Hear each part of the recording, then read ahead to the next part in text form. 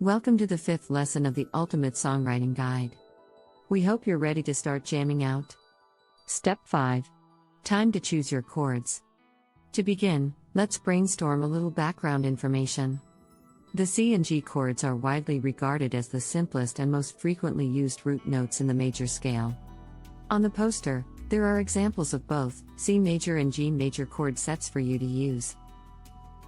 Once you have selected a root note for your song, you can easily determine the other chords in the major scale.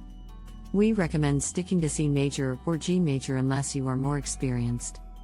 Also, adhering to the chords in the major scale will produce the most harmonious sound. Remember the general theory rule of the major scale, which is illustrated by whole, whole, half, whole, whole, whole, half. The C major scale is a sequence of 7 different notes in the order C, D, E, F, G, A, and B. These notes are numbered from 1 to 7, with C being the first note, also known as the tonic note, and B being the 7th note. Let me give you an example, and please follow along on the poster. For the example, we'll be using C major as our root note or 1 chord. The chords found within the C major scale are as follows. C major, the root note or major 1, built on the tonic note. D minor, the 2 chord or minor 2, built on the 2nd scale degree. E minor, the 3 chord or minor 3, built on the 3rd scale degree. F major, the 4 chord or major 4, built on the 4th scale degree. G major, the 5 chord or major 5, built on the 5th scale degree. A minor, the 6 chord or minor 6, built on the 6th scale degree. And finally, B diminished, the 7 chord or diminished 7, built on the 7th scale degree. For simplicity, we have omitted the diminished 7 chord. What's so great about this pattern is, it applies to any major key, and it can be used to build chords and analyze chord progressions. Remember, the 2nd, 3rd, and 6th chords in the major scale are minor chords, so you can make them lowercase. Now, use the boxes on the poster and choose your root note or 1 chord. Follow along with the same system and fill in the blanks, starting with your root note and continuing all the way to the 7 chord. Because our example song uses the root note of C major, we would fill in the first blank with an uppercase C,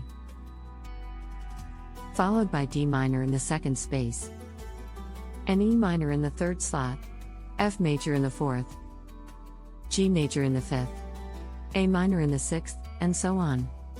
Now it's time for you to choose a chord progression playing only the 7 notes you wrote down. Remember, just use C or G as your root note, to make your life easier if you don't know what you're doing. For our dog song, we are going to stick to the key of C major. To keep things simple, we've selected a common chord progression known as a 1-5-6-4 in the key of C for the dog song.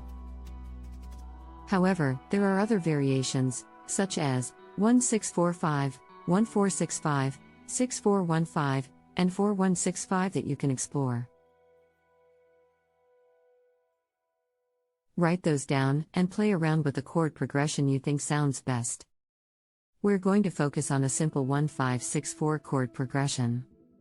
For starters, the root note is considered your home base or the 1 chord, so C major.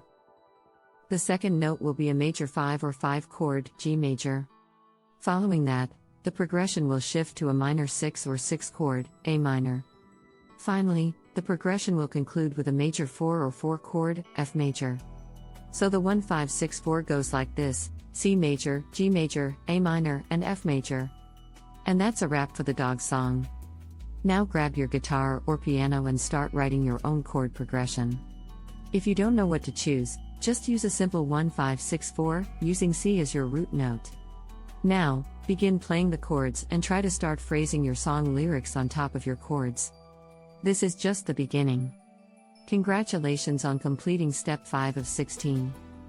Next, you'll begin writing down the chord progression you will be moving forward with, so you can practice playing it over and over, while developing your vocals. Let's continue on to the next lesson. Click through to video lesson, step 6 now.